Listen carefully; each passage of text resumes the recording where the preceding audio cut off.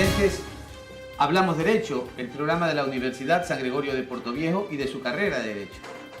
Hoy volvemos con un nuevo programa, con un nuevo tema. Y para ello consideramos nosotros importante trascender de lo que ocurre normalmente en el Ecuador y que ha sido precisamente la temática de nuestros programas, pues vamos a incursionar un poco en lo que significa el derecho internacional. Por ello, en este programa vamos a hablar sobre el problema de carácter legal que ocurre en Venezuela. Y para ello hemos invitado a alguien originario precisamente de la República de Venezuela. Ha sido funcionaria pública precisamente en la isla de Margarita, es abogada y actualmente desempeña las funciones de docente de la Cátedra de Derecho Internacional de la Universidad San Gregorio de Portoviejo. Me refiero a la doctora María Esther González Andarcia. Ella comentará con nosotros la política actual de Venezuela y para ello le damos el recibimiento inicialmente a nuestro compañero de siempre, al doctor Alberto Vélez, y luego a nuestra invitada especial.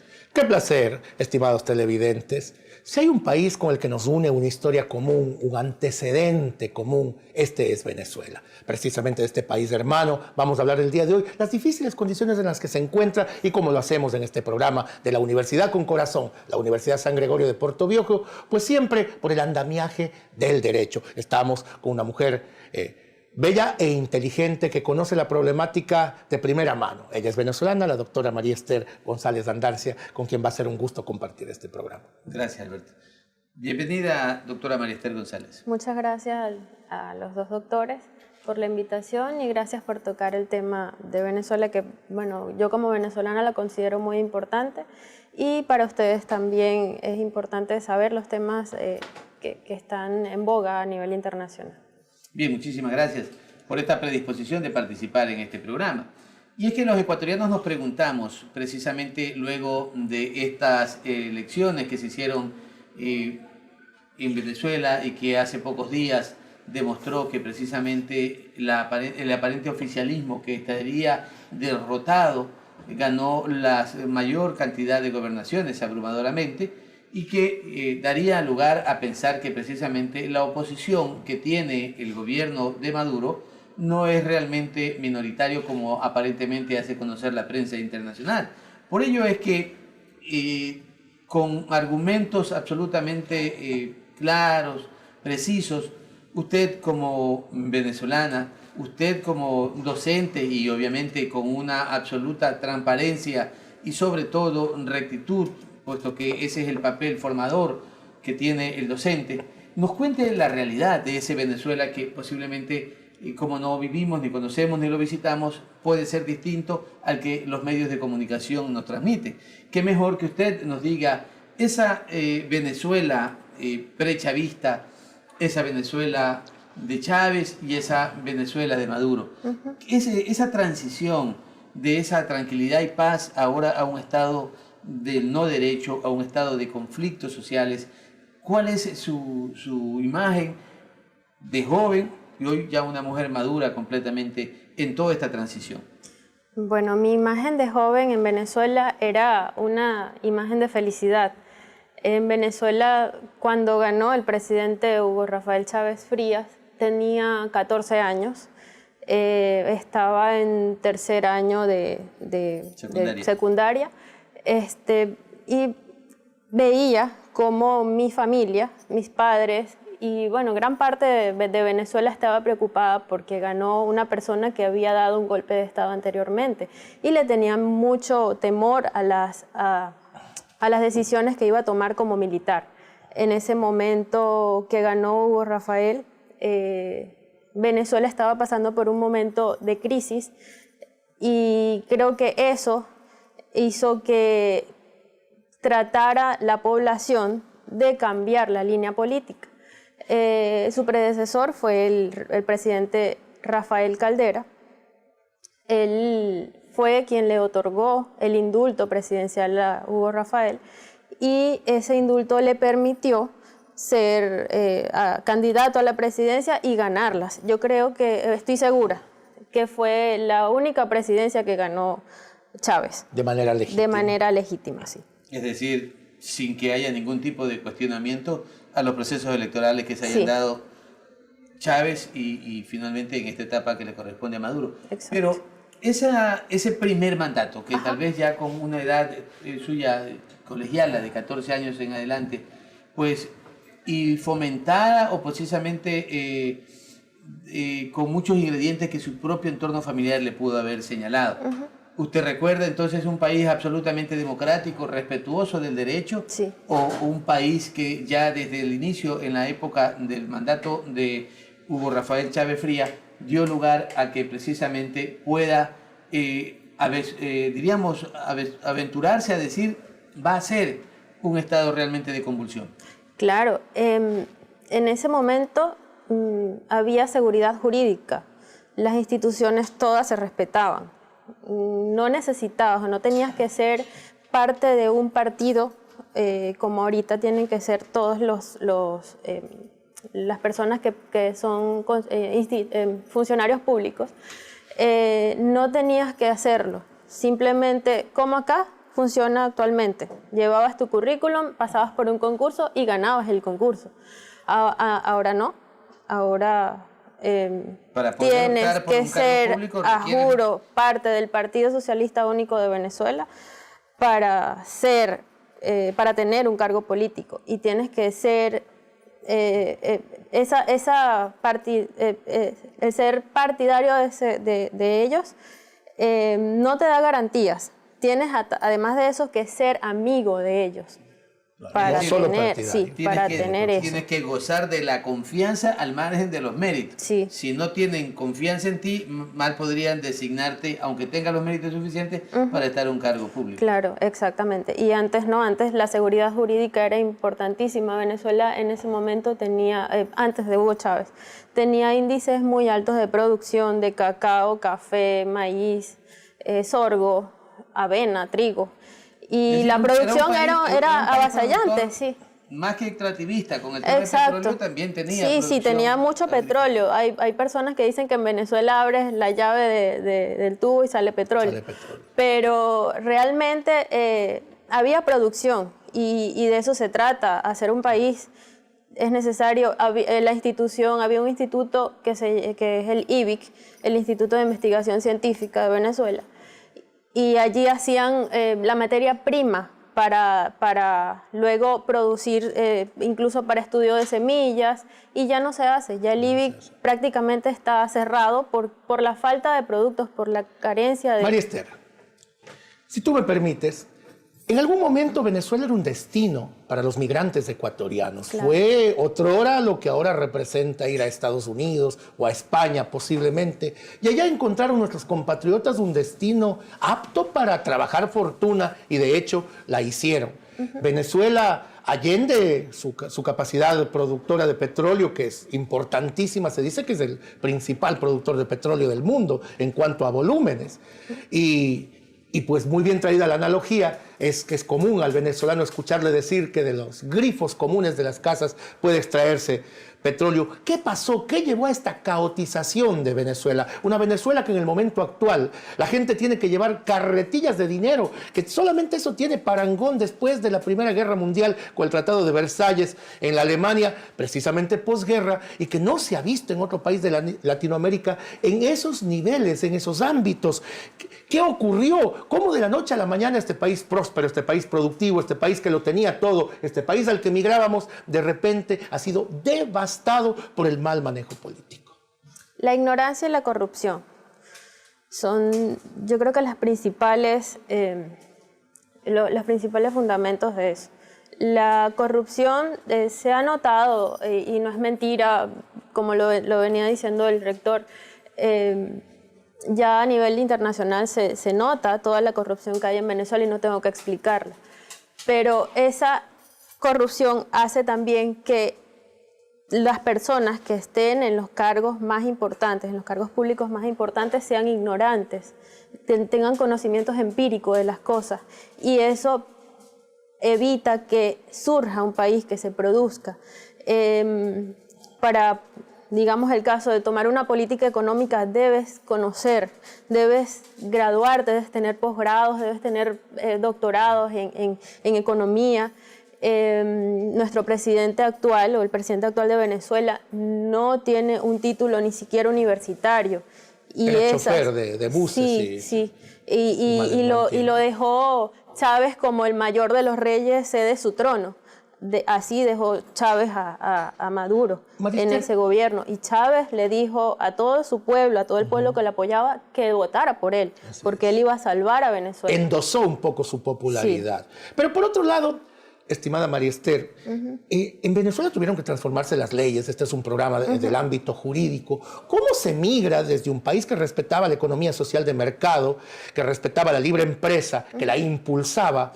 ¿Cómo transforman estas leyes socialistas? ¿Cómo comienzan las privatizaciones? ¿Qué instrumentos legales se tuvieron que cambiar para darle paso a esta andanada privatizante? Mejor dicho, pública, volver públicas las cosas, esta andanada de volver público todo aquello que era privado y que luego consigue que las cosas estén como el día de hoy. No recuerdo el año, pero hubo una elección en la que se solicitó, que el presidente Hugo Chávez solicitó unas leyes habilitantes.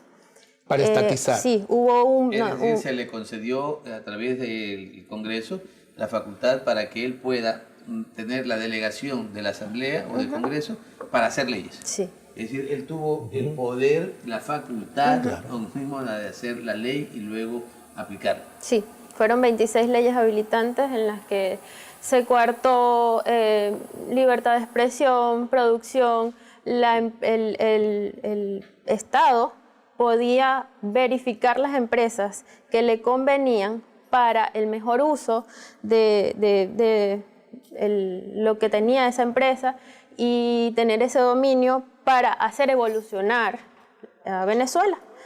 Pero todo lo que tomaban ellos, así bien nacionalizaran ellos al nacionalizar empresas, digamos les quitaron un ejemplo, productividad quizás. Sí, pero no solamente les quitaban productividad, sino que lo hacían como una barbarie. Hay una empresa telefónica, Movilnet, es como CNT acá, es una empresa de Estado, pero era privada, era la empresa celular privada de Venezuela y hacía también bastante tendencias con Movistar. Chávez la nacionalizó y al cabo de 2 años las antenas se dañaban, no había revisión de las antenas, no había no se llegaban las técnicas adecuadas para preservar la productividad. y hacer productiva Venezuela. Un dato que compartimos dice que las empresas comenzaron a producir menos del 30% de lo que usualmente solían. Sí, y así al cabo de 2 años pasaba eso. Empresas de ferries, de transporte acuático fueron también intervenidas. Personas, los dueños de esas empresas tuvieron que huir de Venezuela porque Chávez decía que los iba a meter presos en sus cadenas solo porque no llegó a una negociación en algún momento con los dueños de la empresa. O a las malas, pero terminaba el Estado. Y si no negociabas, la cerraba, te la quitaba y tenías que huir.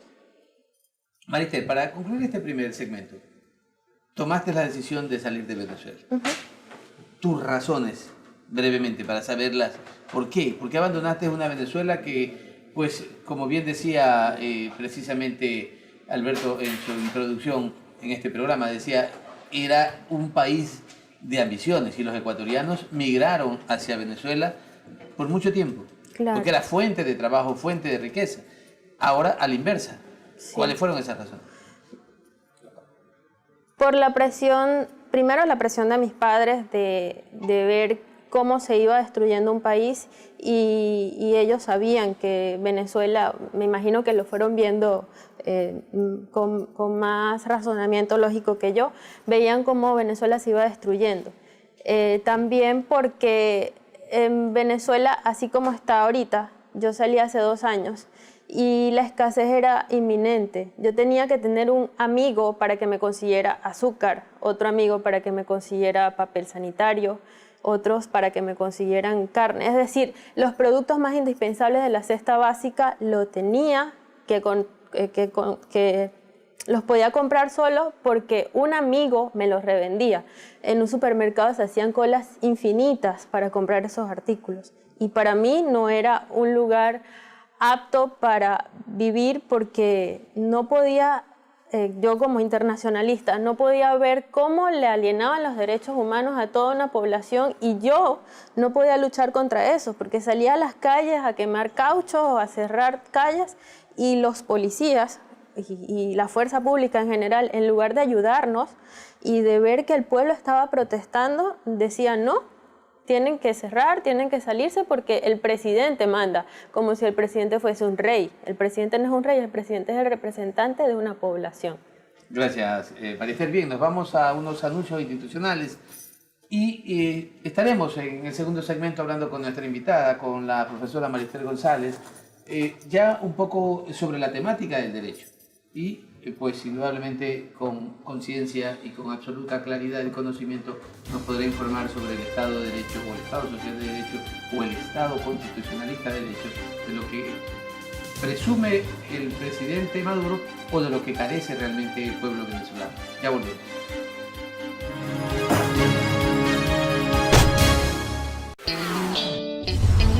Inicio de espacio publicitario.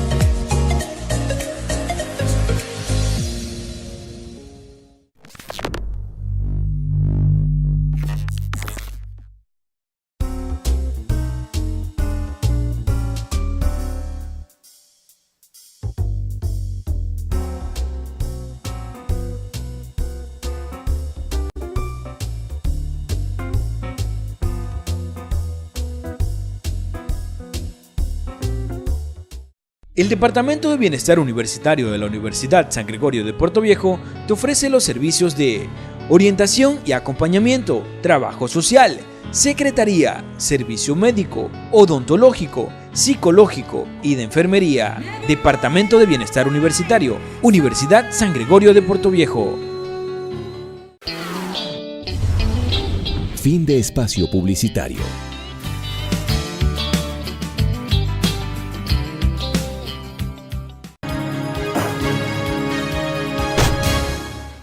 Volvemos en este segundo segmento del programa Hablamos Derecho, el programa de la Universidad San Gregorio de Puerto Viejo y de su carrera de Derecho.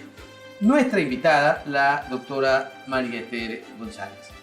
Ella, catedrática de la Universidad San Gregorio de Puerto Viejo en el área del Derecho Internacional.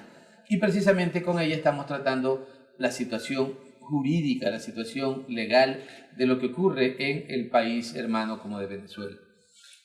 En este segundo segmento queremos hablar un poco ya de lo que es la vida práctica en el derecho. El derecho es la norma que nos permite convivir en sociedad y tenemos para ello algunos organismos que sirven de control y en otros casos de expedición de esa norma. Tenemos a una Asamblea Nacional que funciona pero sin que sus resoluciones tengan ninguna validez, puesto que los que son hoy minoría en la Asamblea Nacional son precisamente el oficialismo. Predomina la oposición. Sin embargo, repito, sus actuaciones no tienen incidencia alguna. Existe la Asamblea Nacional Constituyente, que tiene plenitud de poderes. Todas las funciones del Estado están sometidas a la Asamblea Constituyente porque así lo establece la Carta, en este caso, fundacional de la propia vigencia de esta Asamblea Constituyente actual. Y por el otro lado, existe una Corte Suprema de Justicia.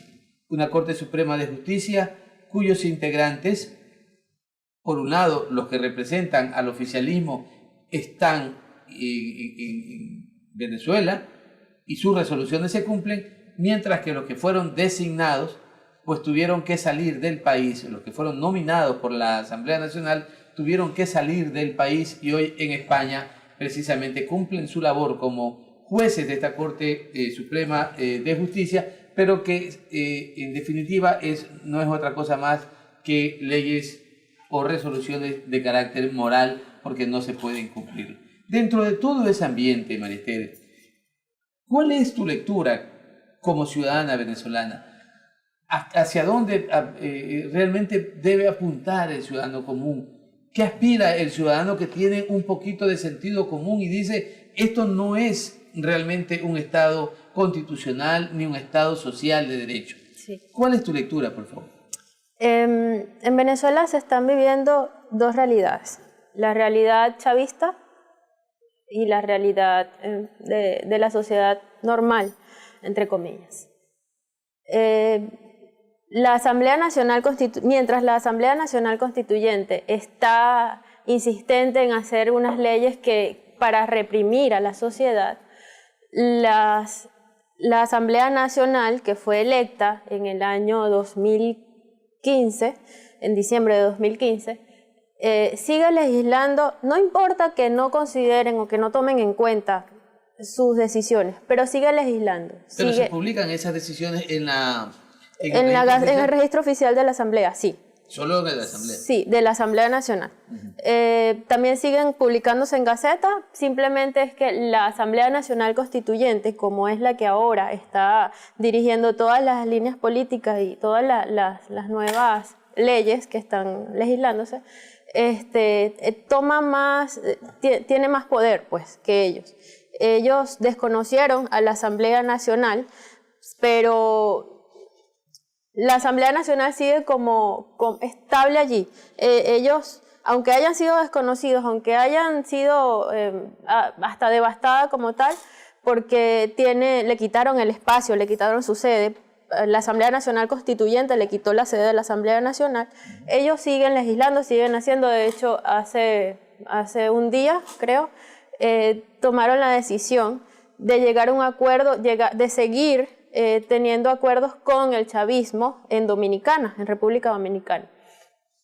Para mí, lo que están haciendo en cuanto a política y a derecho es muy importante porque, insisto, mientras la Asamblea Constituyente está separando la Asamblea Nacional con el poquito de personas conscientes que quedan, están tratando de llegar a un acuerdo para que Venezuela no termine de caerse y para no dejárselas en las manos a los chavistas. Hay sensatez en los representantes del pueblo que tienen las funciones de asambleístas en la Asamblea Nacional. Sí, hay sensatez. Pero mientras tanto el Estado, la sociedad en sí, se desenvuelve en sus actividades bajo un marco jurídico que no tiene precisamente esa legitimidad, puesto que las leyes no salen de ese órgano debidamente fundacional, que es la Asamblea Nacional. Sí, la sociedad allí sí está, ni siquiera sabe, está confusa, ni siquiera sabe qué van a hacer, qué va a pasar. Ellos están en suspenso y viviendo el día a día, con la problemática que le dije en el corte anterior. Viviendo el día a día, consiguiendo la mejor manera para vivir y para conseguir comer y seguir viviendo, como le dije. Lamentablemente, el país tiene un salario mínimo que llega a los 300.000 bolívares con bonos de alimentación, pero un almuerzo ejecutivo, un almuerzo normal, cuesta 50.000 bolívares. Entonces, si sacamos cuenta de cuánto cuesta un almuerzo diario y si sacamos cuenta de cuánto gana una persona que gane salario mínimo, no le da ni siquiera para 15 días para una abastecimiento. semana comería y se ni terminaría siquiera comiendo una vez por día. Comiendo, solamente con comer su almuerzo. Entonces, la sociedad venezolana lo que está es, ya ni siquiera le importa lo que vaya a pasar con el gobierno, no. Lo que le importa es subsistir, seguir viviendo, salir de la crisis de alguna manera. El país ahorita tiene una dolarización paralela. Hay productos de hasta maquillaje, productos de líneas blancas, deportivos, que tienen precios dolarizados y lo que se hace es convertir al día a día, indexar. Exacto, deja el precio, el valor que tienen dólares y se indexa al día a día del cambio paralelo que tiene Venezuela. María Esther, este gran monitor jurídico de la vida venezolana, que es la Asamblea Constituyente, es un monstruo. Es un monstruo con poderes plenos que puede hacer cuanto le venga en gana. ¿Qué dicen los organismos internacionales? ¿Qué dice la ONU? ¿Qué dice la OEA? ¿Qué dicen todos los componentes del entorno internacional respecto a la injuricidad de un organismo de tal naturaleza que no respeta bajo ningún punto de vista instituciones legítimamente concebidas como la Asamblea Nacional? Y para que tenga que pervivir, por ejemplo, una corte en el exilio. ¿Qué dicen las instituciones internacionales, los organismos internacionales? Casi todos los organismos internacionales han hablado acerca del tema, tienen publicaciones en cuanto al tema de Venezuela, todos están muy preocupados. Creo que lo que quieren es ayudar a que salga el gobierno de la mejor manera. Están ayudando, están teniendo reuniones de mediación para tratar de hacer una salida del gobierno que puede ser ahorita, puede ser en 10 años o puede ser en 3 años, pero el gobierno va a salir. El gobierno actual de Venezuela, el mal gobierno que tenemos, va a salir. Y la ONU, la OEA, la CIDH, uno de los temas que más le preocupa es Venezuela, porque geopolíticamente Venezuela es estratégica para el manejo de las economías americanas. Está encima, tiene el mar Caribe, tiene los océanos y está muy cerca de Panamá. Ambas, y eso pasaba antes, ambas unen las Américas y también unen los otros continentes. Entonces eso permite que Venezuela siga, al tener ese gobierno, Venezuela ahorita está siendo cuna de muchos envíos de drogas. Eso está preocupando mucho. ¿Podría haber eventualmente una solución militar en Venezuela? Recordemos que el gran rector del orden mundial es del Estado norteamericano, son los Estados Unidos de Norteamérica. Y bajo la perspectiva que tiene el presidente Trump, el presidente Trump tiene una visión absolutamente de derecha en que cree que cualquier cosa que pueda lastimar los intereses del imperio tiene que ser intervenida. ¿Podría hipotéticamente haber una solución militar en Venezuela y a qué costo aquello ocurriría? Pero militar de intervención. Sí puede haber, como pasó en Grenada en algún momento, como pasó en Panamá. Sí puede haber una intervención si le están afectando sus objetivos a Estados Unidos. Pero más que eso, Estados Unidos y el presidente Trump se ha diferenciado de la población y del gobierno. Él no quiere intervenir a Venezuela como territorio. Él quiere intervenir al gobierno de Venezuela. Entonces, lo que están haciendo, y vuelvo al tema de las uniones internacionales, lo que están haciendo es acosarlos, llegar a un momento en el que ya tienen todas las puertas cerradas, el gobierno de Venezuela, hasta que ellos ya levanten las manos y digan, nos vamos. Podría ser una nueva Cuba, Venezuela, con embargos, con situaciones que le impidan el acceso de mercaderías de todo orden. Ya lo están haciendo, ya están cerrando fronteras. Muchos países están comenzando a pedir visas. Ahorita, hasta yo estoy con el pasaporte vencido. y esperando que llegue el pasaporte.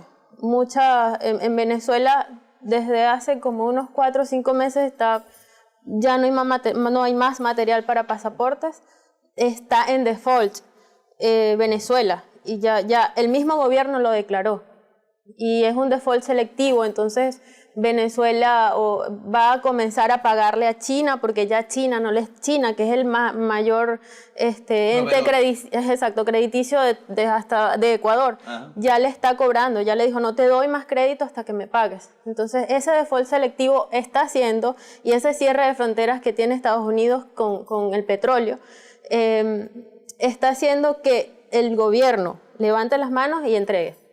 Pero eso creo que por lo menos no se lo ve tan factible. Hay temas más sensibles todavía, que es precisamente el tema de la salud.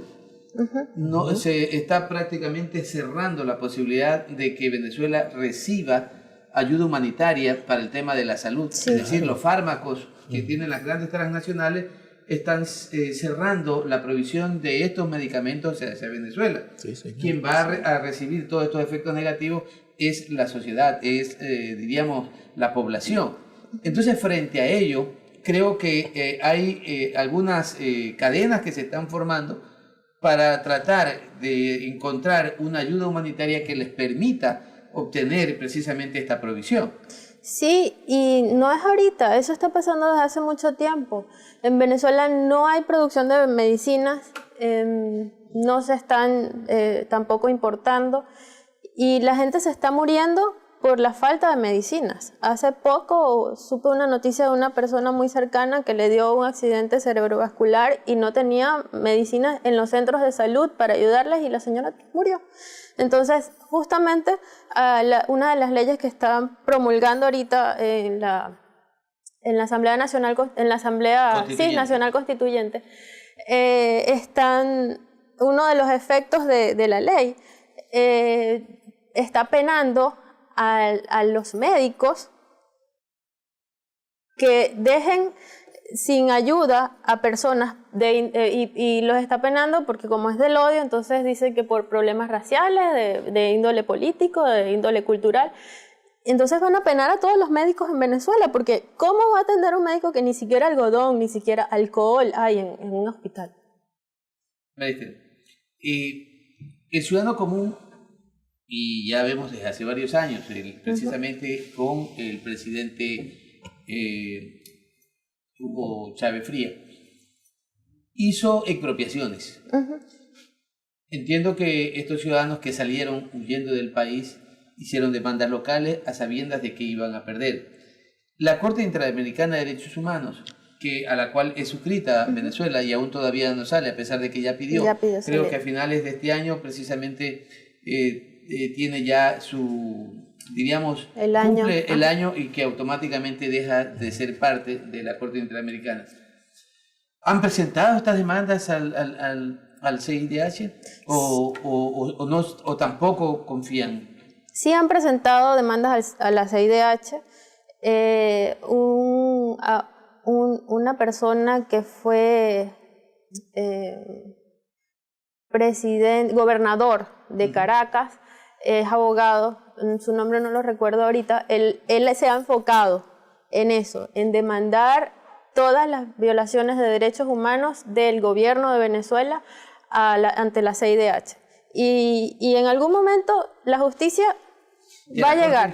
¿La Corte Penal de Roma? También lo ha hecho, sí. Se ha llegado hasta allá. Se ha llegado hasta allá. Algún rato tendremos resoluciones de estos organismos internacionales. Sí. Bien, vamos a otros anuncios institucionales y al volver hablaremos con nuestra invitada, la doctora Maritel González, respecto de la ley de odio, una ley que realmente fue dictada por la Asamblea Nacional Constituyente y que causa muchísimo asombro y sobre la cual en este programa Hablamos de Derecho debatiremos con nuestra invitada y con nuestro compañero Alberto Vélez. Ya volvemos.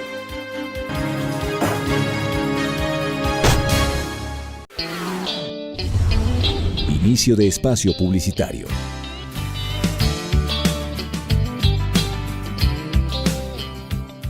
El Departamento de Bienestar Universitario de la Universidad San Gregorio de Puerto Viejo te ofrece los servicios de orientación y acompañamiento, trabajo social, secretaría, servicio médico, odontológico, psicológico y de enfermería. Departamento de Bienestar Universitario, Universidad San Gregorio de Puerto Viejo.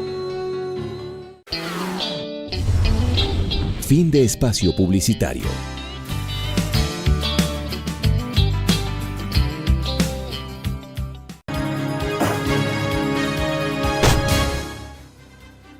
Volvemos en este nuevo segmento con nuestra invitada, la doctora María Esther González, docente de la carrera de Derecho.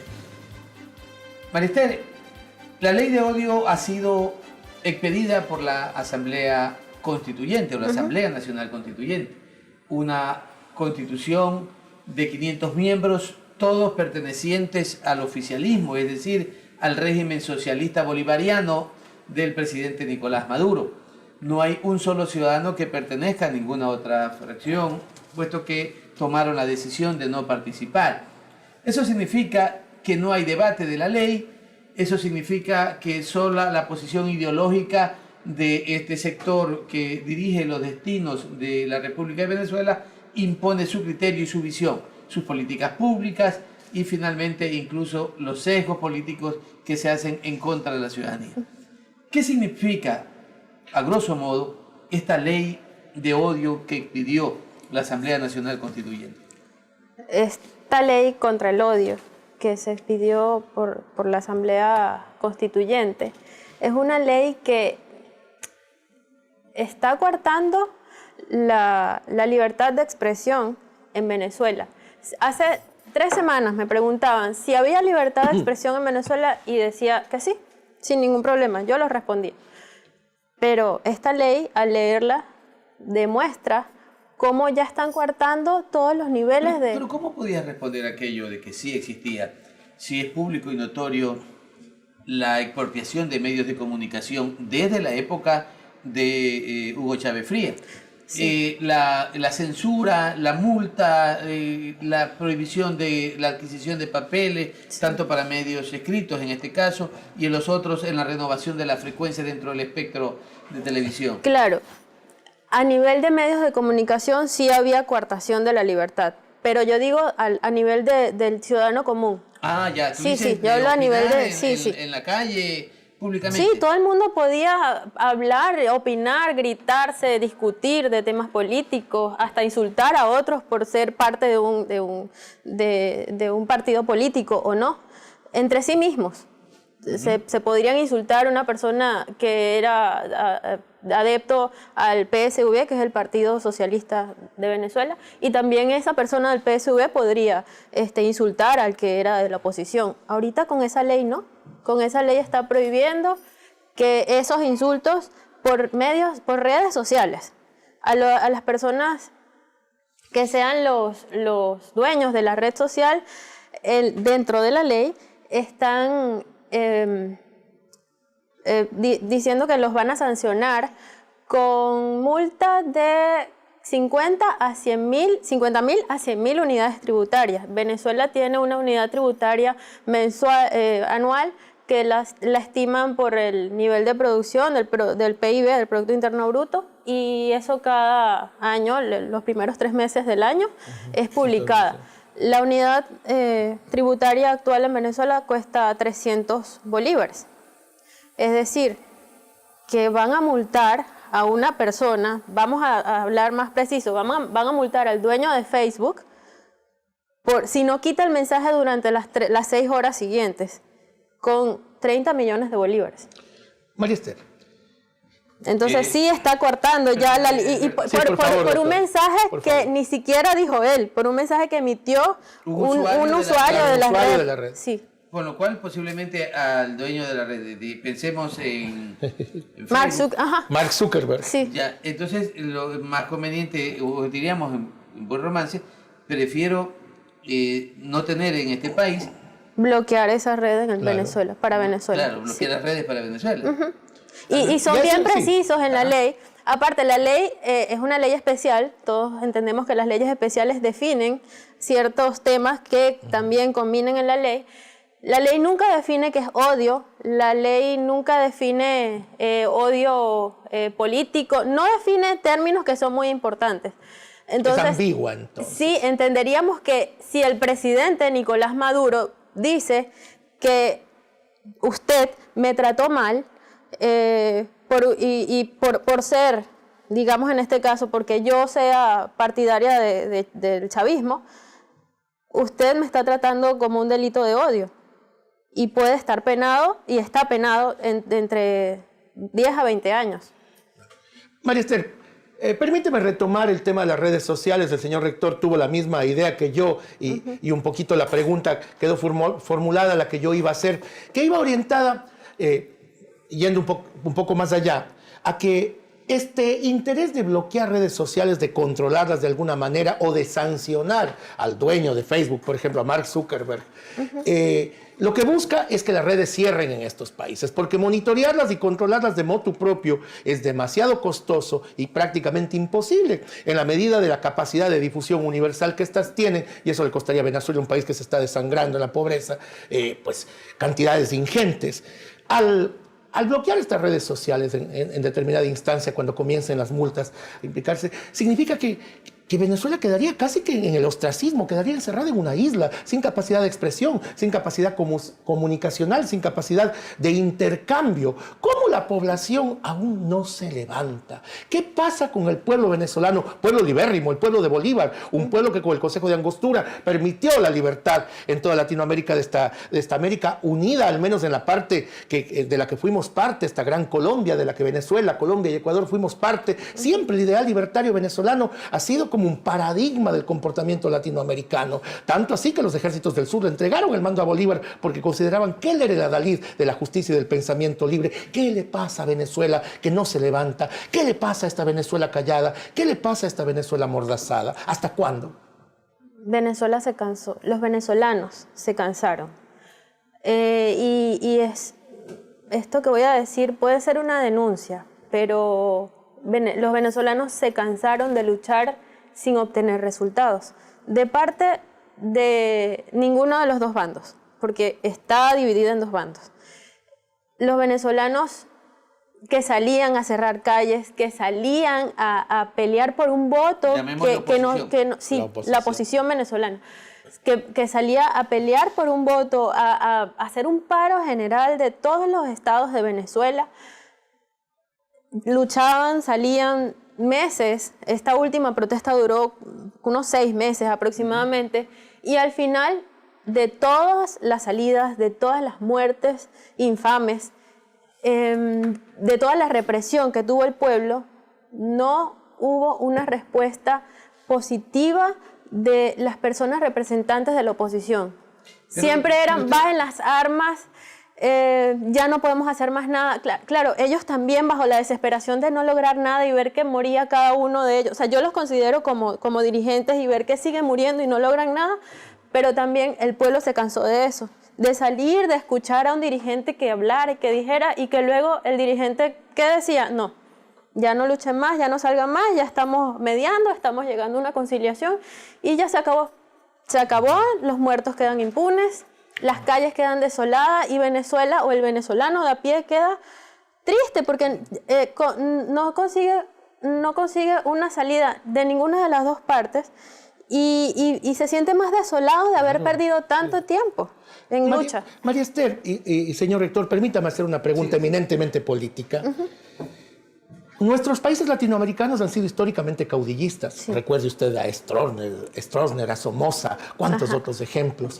Hemos sido caudillistas. Y de hecho, Chávez Frías era un caudillo. Un caudillo que tenía la inteligencia para respaldar ese caudillismo, que tenía la visión política posiblemente errónea desde nuestro punto de vista y desde un ángulo político con el que nosotros no compartimos, pero era un hombre brillante, ¿Cómo puede entenderse que Venezuela siga en ese sentido caudillista, pero simplemente con el fantasma del caudillo perviviendo, cuando quien ahora ejerce el poder es un hombre ignorante, que no tiene ninguna capacidad, ni siquiera de diálogo, ni siquiera de intercambio de ideas, un hombre absolutamente bajo y pobre en cualquier sentido intelectivo, intelectual? ¿Cómo se entiende? ¿Será que el fantasma de Chávez todavía está vivo, repito, o será por otra parte que Maduro ha ido logrando su espacio y que le estamos rindiendo culto supremo a la ignorancia?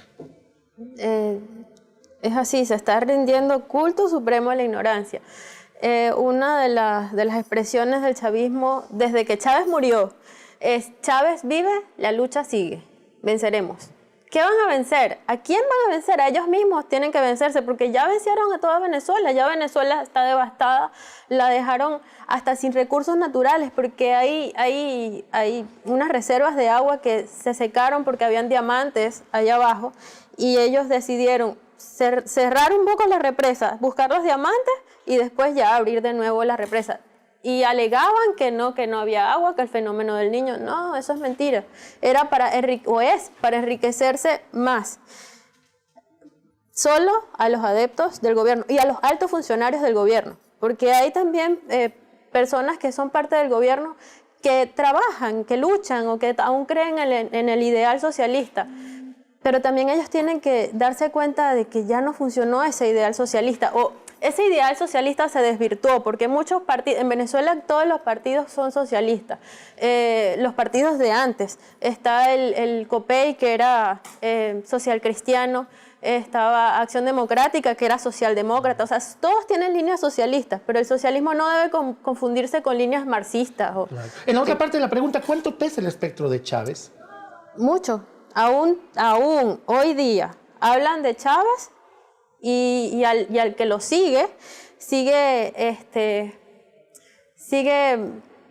amándolo o sigue haciendo las cosas en su nombre. De hecho, hay ya figuras de estas de Chávez de yeso que las usan para fines esotéricos. Sí. María Esther, yo creo que es importante un poco especificar o profundizar más bien en ese tema que en la pregunta que tú respondías, respecto del cansancio de los ciudadanos de a pie o los ciudadanos como comunes, la sociedad en definitiva. La lucha por un ideal que han llevado al frente muchísimos dirigentes de la oposición han recibido como respuesta el encarcelamiento. Tenemos precisamente ahí la imagen de López, encarcelado por encabezar esas marchas. El gobierno totalitario, democrático, entre comillas, de Maduro, ha persistido con leyes en el sentido de querer continuar apresando a todos aquellos que induzcan a la rebelión, induzcan a la lucha por tratar de derrocar el poder de Maduro. ¿No está faltando perseverancia en el pueblo? Puesto que una lucha no puede realmente tener una meta de un año o 6 meses. Efectivamente, hubo una protesta que duró casi 6 meses y tuvo alrededor de 150 muertos, hablando de manera general o redondeando. Eso no significa entonces renunciamiento a todo y que siga entonces el gobierno de Maduro porque la oposición no logró el éxito y entonces pues sumarse a la causa, unirse al enemigo para vencer. ¿Cómo podríamos definirlo aquello? Bueno, porque, si bien es cierto, este es un programa del derecho, pero indiscutiblemente también el derecho se forma, se construye en función de la visión que tenga la ciudadanía. En principio voy a hablar de Leopoldo. Leopoldo López ha sido uno de los más importantes dirigentes políticos. Él forma parte de Voluntad Popular, que es un partido que él fundó. ¿Qué línea tiene? ¿Socialista también? ¿O derecha? No, de derecha. Ah, de derecha, muy bien. Jurídica, de respeto a los derechos. Él es abogado. Y con decir abogado quiero decir que es estudiado, que sabe por lo menos de leyes, de normas, y también conocía sus derechos al momento de, primero, convocar a la salida del gobierno, y también sabía sus derechos al momento de entregarse y decirle a Diosdado Cabello en ese momento: aquí estoy, recíbeme. Pero el maltrato que le dieron a ese señor fue terrible. Ahorita está teniendo régimen domiciliario de aprehensión, pero sin embargo él desde los medios de comunicación sigue luchando y es parte de lo que hablábamos de la ley del odio. Si Leopoldo López dice algo con respecto a, digamos por Twitter, que es la plataforma que más usa.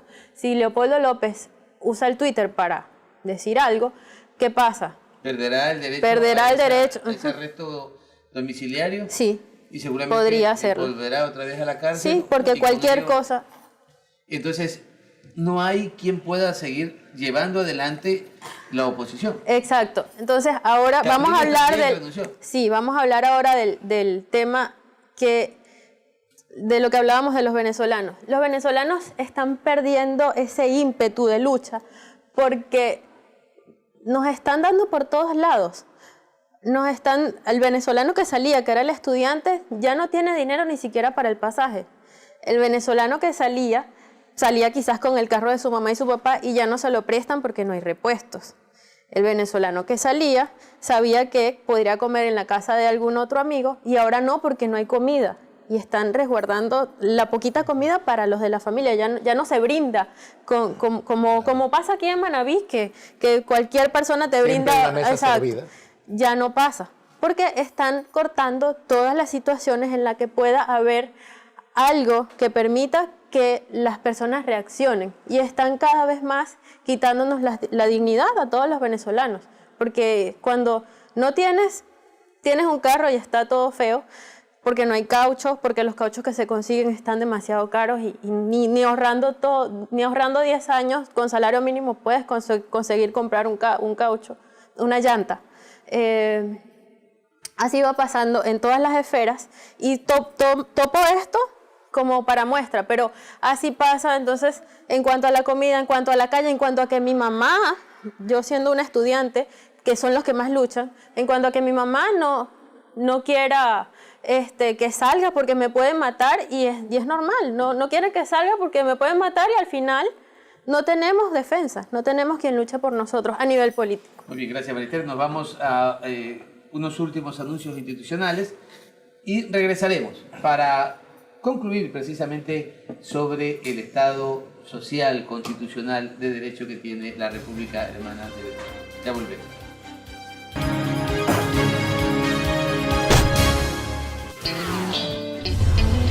Inicio de espacio publicitario.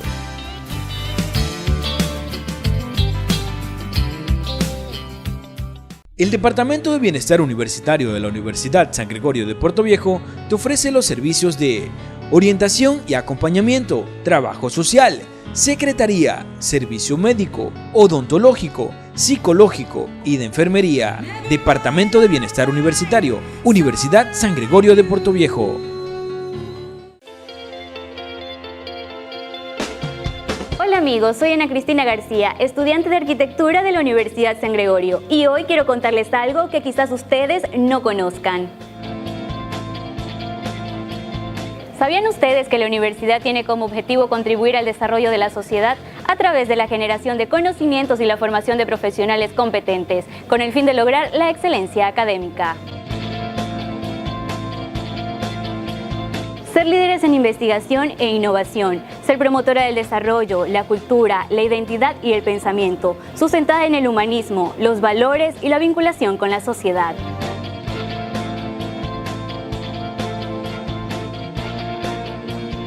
Pero esto es algo que no se consigue de un día para otro, se necesita de mucha planificación y trabajo arduo. Es por esto que se creó el PEDI. Y ustedes se preguntarán, ¿qué es el PEDI?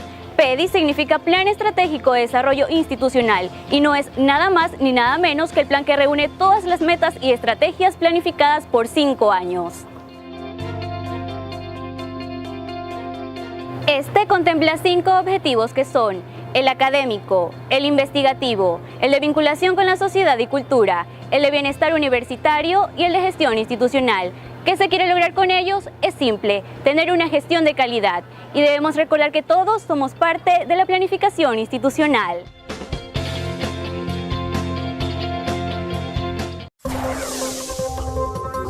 La Universidad por Dentro, el programa de la Universidad San Gregorio de Puerto Viejo, donde se te informará los acontecimientos de la semana del campus universitario.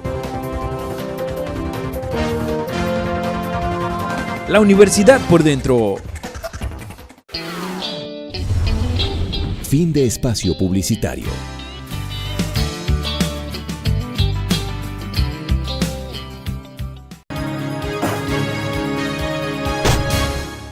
Distinguidos televidentes, ha sido un placer haber compartido con ustedes este programa eminentemente jurídico y político, esta propuesta de la Academia de la Universidad con Corazón, la Universidad San Gregorio de Portoviejo, hablando sobre la problemática de Venezuela.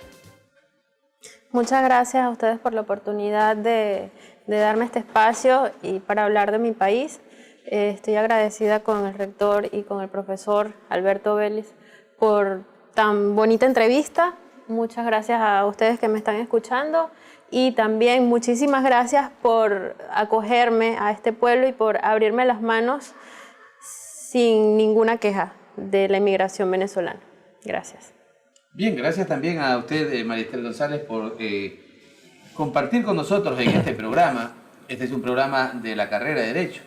Y también agradecimientos puesto que con su contribución como docente ayuda a la formación de nuestros estudiantes de la carrera de Derecho. La carrera de Derecho de la Universidad San Gregorio tiene una visión muy amplia y busca precisamente en este tema del derecho internacional público y privado, de la cual usted es dueña de la cátedra, diríamos, un esfuerzo porque se conozca más, no solo sobre la normática jurídica, no solo sobre los derechos que tanto la Corte Interamericana de Derechos Humanos como también la misma Corte Penal de Roma o como la OEA o la ONU, sino precisamente hasta en su vida práctica lo que ocurre en países como el suyo, como Venezuela, que es necesario que nosotros conozcamos.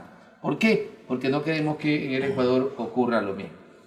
Para nosotros también ha sido un gusto, compañero Alberto Vélez, estar en este programa y miraremos la oportunidad para que podamos conversar también con otros juristas venezolanos sobre la problemática, la existencia del derecho, la existencia del constitucionalismo en la vida diaria de todos los ciudadanos de la República de Venezuela. Un placer, un abrazo y hasta siempre. Muchísimas gracias. Gracias.